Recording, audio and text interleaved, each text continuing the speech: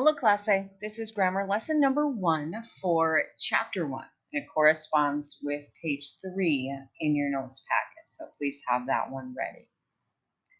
Okay, today we're going to talk about a couple of different topics, but we're going to start with gender. Okay, this is a concept that's a little different from English, but in Spanish, any item, any noun has gender. It's either masculine or feminine. And it's based not on the meaning of the word, but on how that word is spelled. Okay? So it's based on the final letter of any word. So the word for table, the word for chair, those, based on how they're spelled, have gender. So here's a guide to how to know if a word is masculine or feminine. If the noun ends in L, O, N, E, or R, it's masculine. If it ends in D, a combination of ION, Z, or A, it's probably feminine. Now, the most common of these letters are O and A. That's most nouns either end in one of those two letters, but I wanted to give you a more thorough guide. So, especially if you remember the word loner, that's going to help you out. Okay, so a couple of examples. So you notice this list. If it ends in an O or if it ends in an O, it's masculine. So alumno and verano are examples of that. So it's vestido, which by the way means dress, but it's a masculine word because it ends in O. Feminine words, alumna, primavera, pared, those all follow that same guide. Okay, so take a look at those examples, and we'll do some more in class as well. All right, so we need this masculine or feminine information to use articles in Spanish. And articles are a, an, and the. So we're specifically going to start with the word the.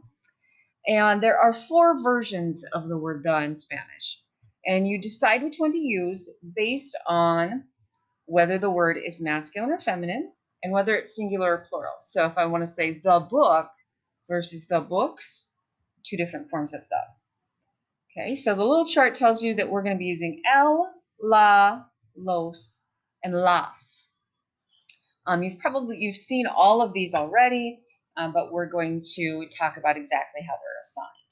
Okay, so el, la, los, and las is the word masculine or feminine, and is it singular or plural? Okay, so here you see some examples. El muchacho, because that is masculine and singular, one boy, it's el. La muchacha, same thing, but feminine. Los cursos, the courses.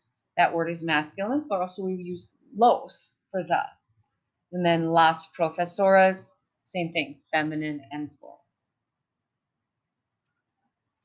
All right, the same thing, the same process is used when we talk about a and an, which are indefinite articles. We use these when we're not being as specific. I don't need the pencil, I just need a pencil, as an example. So the 4 indefinite articles in Spanish are un, una, unos, and unas.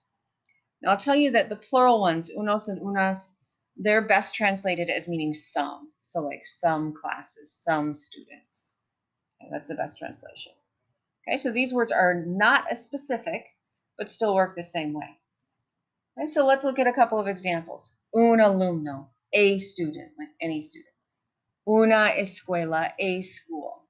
Okay, and we've signed those based on the last letter of alumno and escuela. Unos cursos, some courses. And then unas muchachas, some girls. And so we're looking at masculine, feminine, singular, plural with those words to assign an article. All right, we're going to do lots of practice with this in class over the next few days, but that should take care of your notes, page 3. And that's it for today. Gracias and adios.